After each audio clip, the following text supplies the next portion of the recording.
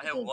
I have one problem when I'm kind of I think that I should also be able to do the other way around, where especially when I'm trying to learn from somebody, right?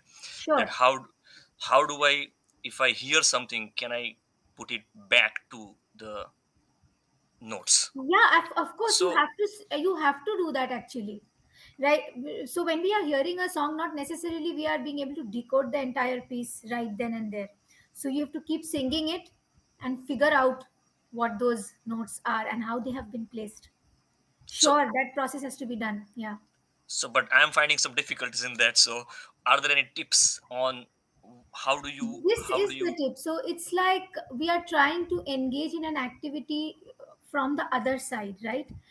While not understanding that this side is actually very important. So because we have not done this side, the coding part, the decoding is becoming a difficult Hmm, subject. So the trick is actually to start coding.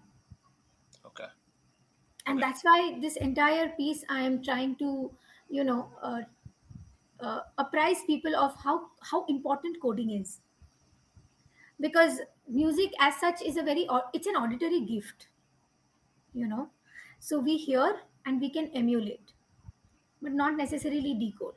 It's like a language, you see.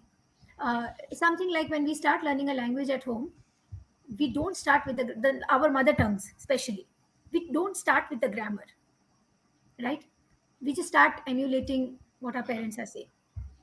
And suddenly one day we are talking the language and the grammar is also correct, you know, right.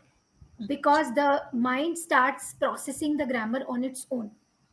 But that does not necessarily lead us to become authors in that language. For that, we have to go the reverse direction and actually get into the grammar.